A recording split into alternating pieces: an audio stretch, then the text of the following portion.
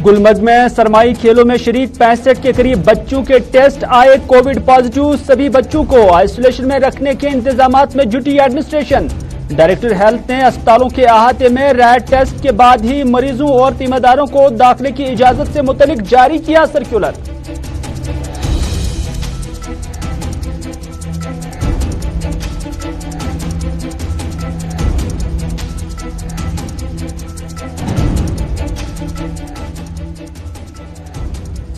कुलगाम में फौज और मिलिटेंटों के दरमियान झड़प में पुलिस एहलकार और मिलिटेंट जान बहक। झड़प के दौरान 3 फौजी भी हुए जख्मी। पुलिस ने जैश मोहम्मद के बड़े मिलिटेंट बाबर भाई को जान बहक करने का किया दावा। झड़प के दौरान रिहायशी मकान भी हुआ तबाह।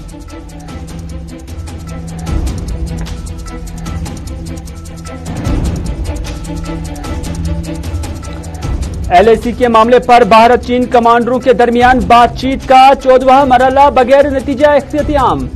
फ्रिक्शन पॉइंट्स को फौज से खाली कराने के भारत के मुतालबे पर नहीं हो पाई कोई पेशरफ। दोनों फौजियों ने आइंदा बातचीत का फिर दोहराया आज़म।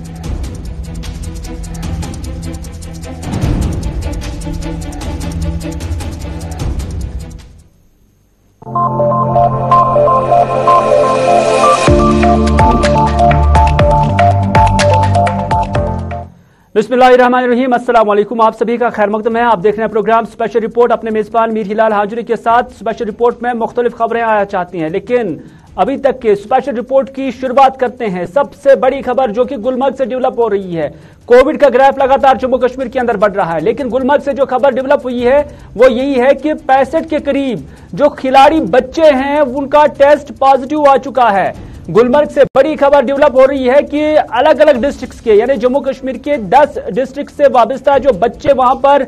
सिकिंग के लिए गए हुए थे, गुलमर्ग गए हुए थे और काफी दिनों से वो वहां पर थे,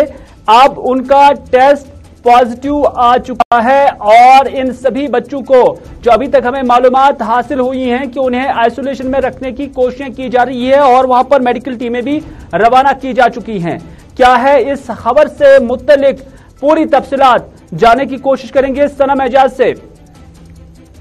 अपने साथी सनम एजाज से हम जानने की कोशिश करेंगे, लेकिन आपको बताते चले स्पेशल रिपोर्ट में आप देख रहे हैं बड़ी खबर और अफसोसनाक खबर भी है, क्योंकि हम नहीं चाहते हैं कि जम्मू कश्मीर के अंदर जो कोविड का ग्राफ है वो इस कदर बढ़ जाए कि अब बच्चे भी इसके शिकंजे में आ जाए। और खासतौर पर जो खिलाड़ी गुलमर्ग गए हुए थे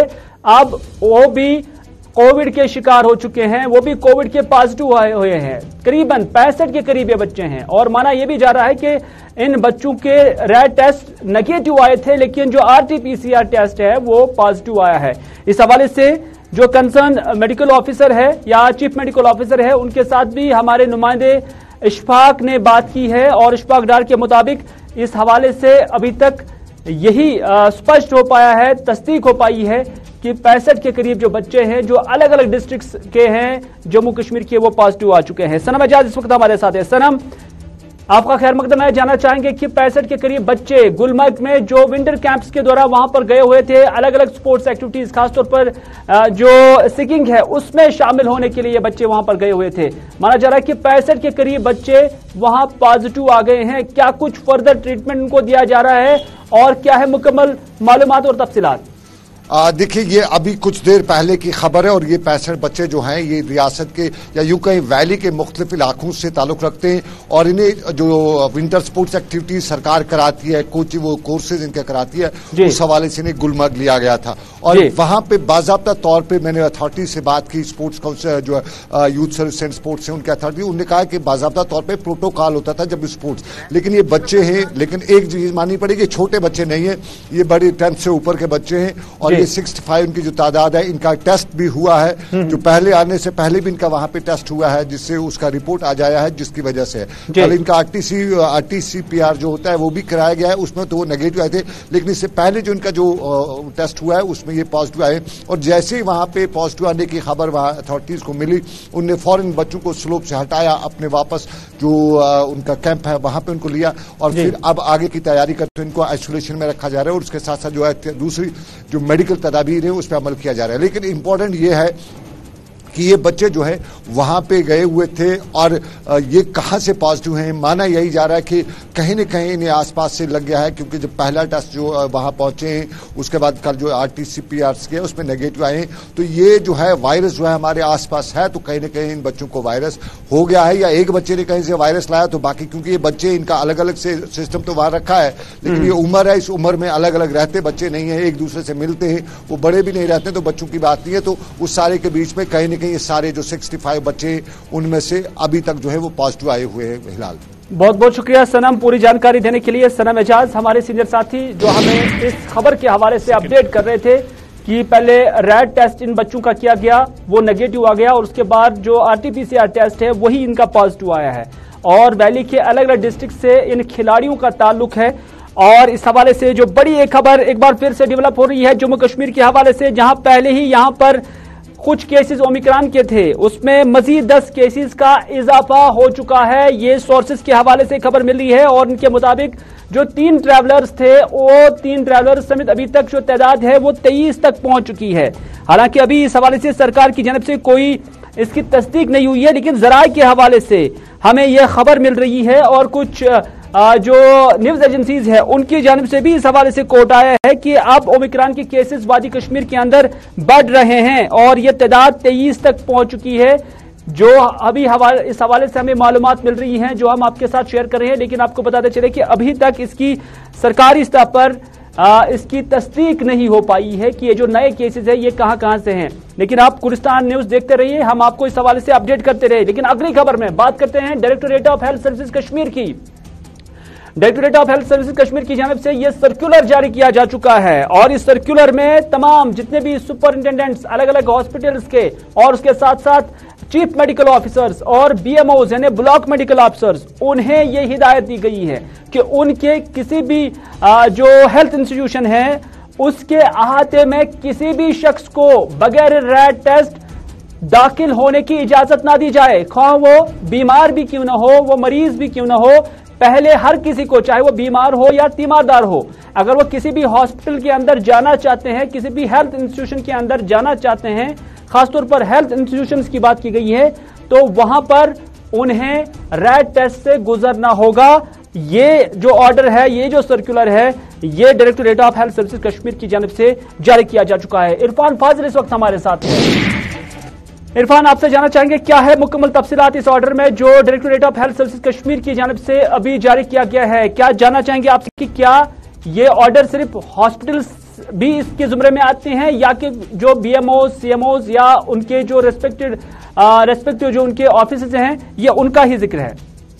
बहुत बहुत शुक्रिया हिलाल। अगर मैं बात करूं, अभी अभी ये ऑर्डर जो है जारी किया गया है, खासतौर पर जिसमें बताया गया है कि जितने भी हेल्थ केयर यूनिट्स हैं और जिसमें रिलेटेड एंड रेलेवेंसी जिनकी CMO, BMO या खासतौर पर जो भी इसके अंडर अथॉरिटी आती है उनके रिलेटेड ये ऑर्डर हुक्मनामा जो है जारी किया कर दिया है, खासतौर पर ओमनिकॉर्न को मद्देनजर रखते हुए, क्योंकि जिस तरीके से अभी केसेस की तादाद बढ़ रही है और ये इंक्रीजिंग नंबर आगे जा रहा है, तो अब इस ऑर्डर पे क्लियर कर दिया गया है, चाहे वो अटेंडेंट हो या पेशेंट हो या वहां का मुलाजिम हो, ये मैंडेटरी करार कर दिया गया है कि वो रैट टेस्ट से जरूर गुजरे, उनको रैट टेस्ट के बगैर इजाजत नहीं दी जाएगी। क्योंकि जिस तरीके से इस वक्त सिचुएशन बनी हुई है, उस सिचुएशन को कंट्रोल करने के लिए अभी ये हुक्मनामा जारी किया गया है, और उसमें वाज़ेह तौर पर क्लियर कर दिया गया है जिसने भी रैट टेस्ट नहीं किया होगा उसको बाज़ाब्ता तौर पर एंट्री नहीं मिलेगी, चाहे वो मरीज हो, चाहे वो अटेंडेंट हो, या चाहे वो वर्कर हो जो उस हेल्थ अथॉरिटी में काम कर रहा है। बहुत बहुत शुक्रिया इरफान फाजिल पूरी जानकारी देने के लिए। Directorate of health services Kashmir की जानिब से मुश्ताक अहमद रातर की जानिब से जो सर्कुलर जारी किया गया था,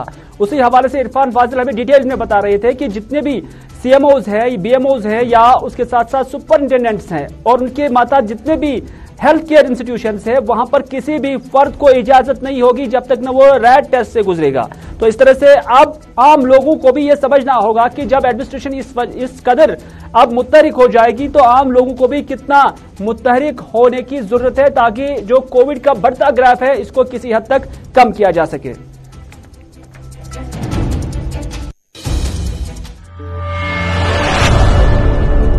चलिए नाज़रीन, अगली खबर में बात करते हैं कुलगाम की, क्योंकि कुलगाम के अंदर कल शाम से ही पहले मुहासरा किया गया और उसके बाद यहां पर गोलियां भी चली और मिलाकर यहां ये झड़प हुई है, एनकाउंटर हुआ है। और इस एनकाउंटर में जहां एक मिलिटेंट जिसका ताल्लुक जैश ए मोहम्मद मिलिटेंट तंजीम से बताया जा रहा है, वो इस हमले में मारा गया है, वहीं पर मिलिटेंट की जवाबी कार्रवाई में एक पुलिस एहलकार जिसका नाम रोहित चिप बताया जा रहा है वो भी इसमें जाम बहक हो गया है। यानी इस झड़प में एक मिलिटेंट के अलावा एक पुलिस एहलकार भी जाम बहक हुआ है। दरअसल दौरान शब ही ये झड़प यहां पर शुरू हो गई और उसके बाद आज सुबह ये झड़प यहां पर इख्तिताम पजीर हुई और इस हालत आप देख सकते हैं। ये जाय मौका से ये जो तस्वीरें आप देख रहे हैं ये इसी मकाम में बताया जा रहा है कि मिलिटेंट मौजूद थे और इस दौरान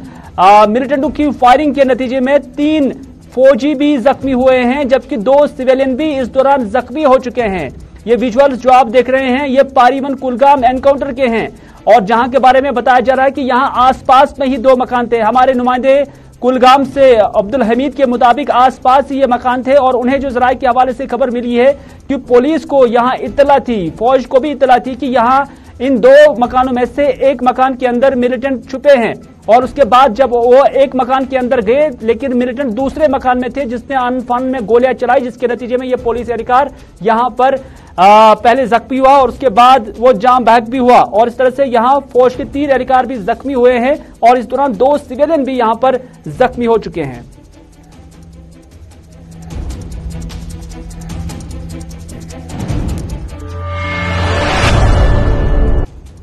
नाज़रीन आप देख रहे हैं प्रोग्राम स्पेशल रिपोर्ट और स्पेशल रिपोर्ट में जम्मू कश्मीर के हालात के बाद अब एलएसी का जिक्र करते हैं क्योंकि एलएसी के मामलों को लेकर आज भारत और चाइना के जो कमांडर्स हैं उनके दरमियान फौजी लेवल की बातचीत होनी थी और ये बातचीत तकरीबन 13 घंटे तक जारी रही लेकिन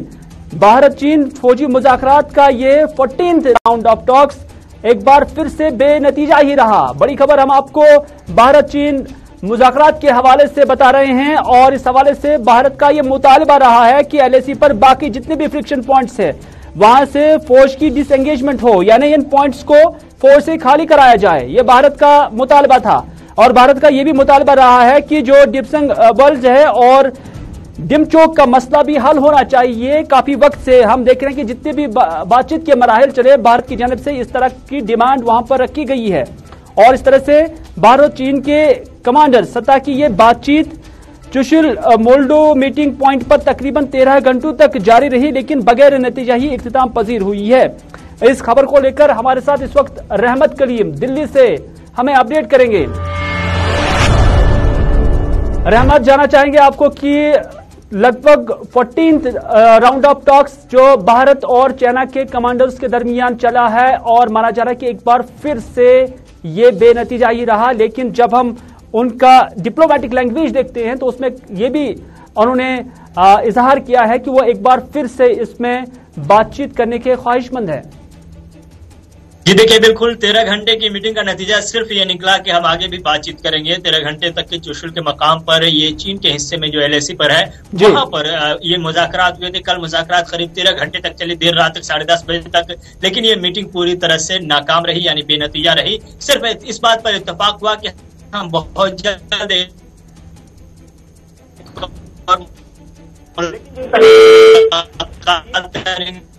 और इसमें जो हमारे तनाज़ात जिस पर बातचीत होनी थी, जिस पर बातचीत के लिए कल मीटिंग बुलाई गई थी और कल मीटिंग भी हुई लेकिन उसमें बात नहीं बनी। हिंदुस्तान की तरफ से अपने शरायत थे, चीन की तरफ से अपने शरायत थे, दोनों मुल्कों के जब अपने अपने शरायत थे तो इन शरायत के टकराव की वजह से बातचीत किसी नतीजे तक नहीं पहुंच सकी और यही वजह है कि 13 घंटे तक यूं ही बैठे बैठे इस बात के साथ निकल पड़े कि फिर मिलेंगे। तो 13 घंटे को लेकर 13 घंटे के दरमियान जो बातें हुई हैं, अंदर से जो खबरें हमें मिल पा रही है वो ये कि 3 पॉइंट्स ऐसे हैं अभी भी एलएसी पर जहां पर हिंदुस्तान और चीन के दरमियान तनाज़ात बाकी हैं, टकराव की सूरत हाल है। वो चाहे वो देपसोंग का इलाका हो या पेंगोंग या फिर गोगरा हॉट स्प्रिंग का मामला हो। इन तीनों मकामात ऐसे हैं जहां पर अभी भी हिंदुस्तान और चीन के दरमियान तनाज़ात बरकरार हैं और इसी तनाज़े को हल करने के लिए बाज़ाब्ता तौर पर 13 से 14 राउंड तक की मीटिंग हो चुकी है और 14 राउंड की बेशतर मीटिंग है। जो 14 राउंड की बात करें तो इनमें से बेशतर मीटिंगें ऐसी हैं जो मीटिंगें बेनतीजा रही हैं। बहुत ही चंद मीटिंगें ऐसी हैं जो कहीं ना कहीं फ्रूटफुल रही हैं, मुफीद साबित हुई हैं और नतीजे में कुछ न कुछ हमें देखने को मिला है। लेकिन कल की मीटिंग में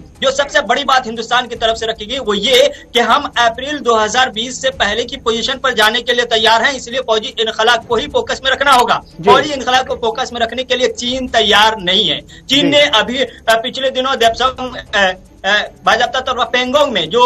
पुल बनाया है उस पुल पर भी हिंदुस्तान ने एहतजाज दर्ज किया। 60 सालों से पहले से जमीन पर कब्जा किया हुआ है चीन, और उस पर अब पुल बना करके जो मिलिट्री डेवलपमेंट है उसको फास्ट करने के लिए वो पुल इस्तेमाल कर रहा है चीन, जिस पर हिंदुस्तान ने एहतजाज पहले भी दर्ज किया था। अरुणाचल प्रदेश का मामला हो जहाँ के कुछ शहरों का नाम उन्होंने तब्दील कर दिया था। तो इन तमाम मुद्दों पर कल हिंदुस्तान की तरफ से बाजाबता तौर पर एहतजाज भी दर्ज किया गया और कहा भी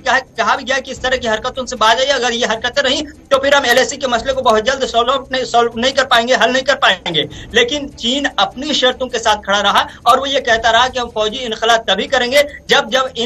चाहे वो हॉट स्प्रिंग का मामला हो, गोगरा का मामला हो, देपसोंग का हो, इन तमाम मामलों पर हिंदुस्तान पीछे जाए, हिंदुस्तान अपनी जमीन छोड़ के पीछे आए, ये चीन चाह रहा है। और हिंदुस्तान कह रहा है कि जो पहले के स्टेटस था, पहले की पोजीशन थी, जो यहाँ पर चीन का हक था, जहां पर हिंदुस्तान का हक था, दोनों अपनी अपनी पोजीशन पर वापस जाए, यही एक तरीका है मसले का हल करने का। हिंदुस्तान मुसलसल बातचीत के जरिए मसले का हल चाहता है, लेकिन चीन है कि मानने को तैयार नहीं और मुसलसल अपनी शर्तों के साथ वो आता है और खाली हाथ वापस चला जाता है। बहुत बहुत शुक्रिया रहमत कलीम पूरी जानकारी देने के लिए। और इस LAC के मामले पर जो टॉक्स हुई है भारत और चाइना के दरमियान मिलिट्री स्तर पर, उस पर अपडेट देने के लिए, क्योंकि भारतीय फौज की जानब से जो पैंगोंग सो में चाइना फौज की तरफ से पुल बनाने और उसके साथ साथ सचिव कॉम्प्लेक्स की तामीर और अक्साई चीन में फौज की तादाद बढ़ाने का मामला भी उठाया गया था और उसमें वो चाइना एंड से किस तरह की पेशरफ्त का मुतालबा कर रहे थे, एक्सपेक्टेशन थी। लेकिन चाइना अपनी शर्तों को लेकर, जैसा कि रहमत करीम ने कहा कि अपनी शर्तों पर बजिद है। नतीजा ये है कि इस मीटिंग का नतीजा यही निकला कि हम फिर मिलेंगे। तो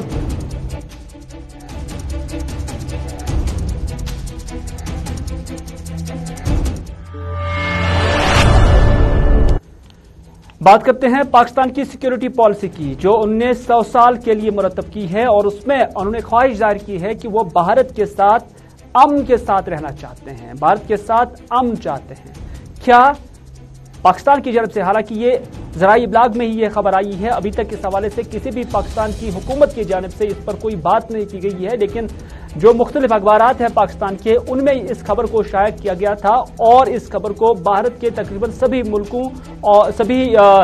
जितने भी अखबारात हैं या जितने भी पोर्टल्स हैं या जितने भी चैनलें हैं, उनकी जानब से नश्र किया गया है, जिसमें पाकिस्तान की जानब से भारत के साथ इन ख्वाहिशात का इजहार पहले सफ़ों में इस खबर को शामिल किया गया है कि भारत के साथ पाकिस्तान अमन के साथ रहना चाहते हैं। लेकिन जम्मू कश्मीर के लोग इस ख्वाहिश को किस नजर से देखते हैं, इस हवाले से हमने PDP के सीनियर लीडर और general secretary Ghulam Nabi loan हांजुरा के साथ बात की और उन्होंने कहा कि यह मुफ्ती मोहम्मद सईद का ही ये गोल था कि भारत और पाकिस्तान अगर आपस में मिल जाए, अगर अच्छे ताल्लुकात रहते हैं, अच्छे माहौल में रहते हैं, तो उसका सबसे ज्यादा फायदा जम्मू कश्मीर के लोगों को होगा। पीपुल्स डेमोक्रेटिक पार्टी जब ये बनाई गई 1999 में मुफ्ती मोहम्मद सईद साहब की सदारत में उन्होंने ये पार्टी बनाई, तो उसी वक्त का ये हमारा एजेंडा है कि बातचीत से ये मसला हल होना चाहे, हिंदुस्तान और पाकिस्तान को आपस में दोस्ती करनी चाहे। मुफ्ती साहब ने काफी कोशिश की हिंदुस्तान और पाकिस्तान को साथ लाने की, और हम आज भी हमारा एजेंडा यही है कि हिंदुस्तान और पाकिस्तान के दरमियान दोस्ती होनी चाहिए, बातचीत होनी चाहिए, ताकि जो जम्मू व कश्मीर में जो अमन अमान वो बहाल हो जाए, यहाँ के लोग खुश रहें, यहाँ के लोग आबाद रहें, यही हमारा मकसद है और इसी पे हम काम भी कर रहे हैं। अच्छी बात है, बहुत अच्छी बात है। अगर आज पाकिस्तान ने एक बात कही है तो बहुत अच्छी, वी वेलकम दैट स्टेप, और हम यही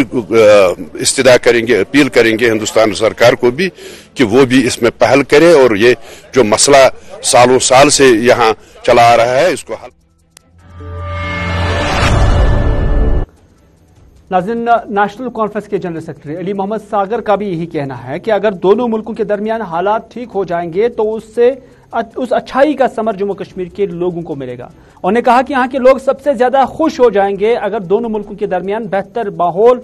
जो है पैदा हो जाएगा, और उन्होंने कहा कि दोनों मुल्कों के दरमियान अच्छे ताल्लुकात वक्त की अहम जरूरत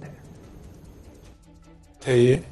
पाकिस्तान हिंदुस्तान के साथ, हमारे मुल्क के साथ ताल्लुकात अच्छा रखेगा, सिक्योरिटी के मामले में, बाकी चीज़ों के मामले में जो इनके डिस्प्यूट्स हैं, क्योंकि इनकी लड़ाई का, इनका जो माहौल ख़राब रहता है, इनमें जो टेंशन रहता है पाकिस्तान और हिंदुस्तान में, उसके शिकार ज़्यादा कश्मीर के, जम्मू कश्मीर के लोग होते हैं। और आप देखिए कितने बच्चे मर गए, क्योंकि हमारे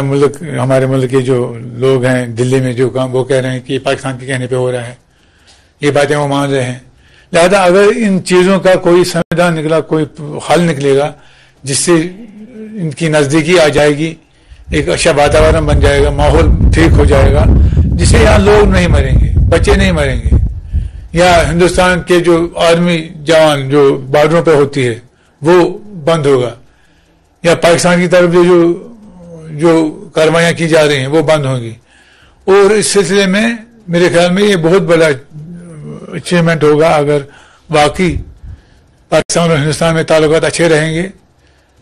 परमानेंट सीज फायर रहेगा और ये बातचीत करेंगे, जो इनके डिस्प्यूट्स हैं उनको निकालेंगे, देखेंगे दुनिया इस वक्त कहां तरफ किस तरफ जा रही है उसको देखकर जम्मू कश्मीर के लोग, लद्दाख के लोग हर खुश हो जाएंगे इस पर कि पाकिस्तान और हिंदुस्तान में बातचीत होगी।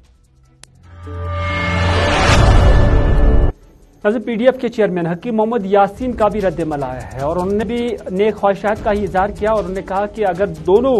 मुल्क यानी पाकिस्तान की तरफ से नई सिक्योरिटी पॉलिसी के तहत भारत के साथ अमन और तजारत के दरवाजे खुले रखने का हम खैर मकदम करते हैं, क्योंकि दोनों मुल्कों के दरमियान खराब रिश्तों के असरात से सबसे ज्यादा मुतासिर जम्मू कश्मीर की आवाम है। हालांकि इससे पहले भी उन्होंने कहा कि इससे पहले भी बड़े माहदे दोनों मुल्कों के दरमियान चाहे अपने ममालिक की सतह पर या दोनों मुल्कों के दरमियान हुए, ताहम अभी तक उन माहदों को ना ही इम्प्लीमेंट किया गया और ना ही उसका समर कहीं पर भी किसी मुल्क को भी हासिल हुआ। इस तशद्दुद से, जंग जुदल से, गोली से, आज या जेल जाने से, जेल लेने से, जेलों में बंद करने से मामला हल नहीं हुआ। एक नादिर मौका है दोनों ममालिक के लिए और हमारे जो कंट्री है हिंदुस्तान एक बहुत बड़ा मुल्क है, जमहूरी मुल्क है। अगर ये बात है तो उनको भी इस बारे में जरूरी पहल करनी चाहिए ताकि बड़े सगीर में अमन कायम हो। उससे हमारे जो दोनों ममालिक बिल्कुल नजदीक आएंगे और हमारी तामीर, तो ये हम दोनों कंट्री बेरोजगारी का बड़ा चैलेंज है, लॉ एंड ऑर्डर के मामलात होते हैं, बॉर्डर्स पर मामलात होते हैं, तो उसका कला कमा करने के लिए, उसको किसी हद तक दूर करने के लिए, अमन कायम करने के लिए अगर ये हमारे इस हमसाया ममालिक के प्राइम मिनिस्टर ने यह ऐसी पॉलिसी मुरतब की, बहुत ही अच्छी बात है, मुबारक की बात है। बात करते हैं पंपोश कॉलोनी पालपुरा श्रीनगर के लोगों की, और इन लोगों का मानना है क्योंकि वो म्युनिसिपल हदूद के अंदर आते हैं लेकिन जो म्युनिसिपल सर्विसेज हैं वो उन्हें दस्तयाब नहीं है। उनका कहना है कि इलाके में पानी की किल्लत है और ये पानी की किल्लत बिजली ना होने की वजह से हुई है, और उन्होंने कहा कि आज ना ही उन्हें बिजली है और ना ही उन्हें पानी है। नतीजा ये है कि मकामी लोग काफी सफर कर रहे हैं। उन्होंने कहा कि वो पानी तभी हासिल कर पाते हैं जब इलाके में बिजली हो, और जब बिजली नहीं होती है तो उन्हें सड़कों पर निकलने के लिए मजबूर होना पड़ रहा है।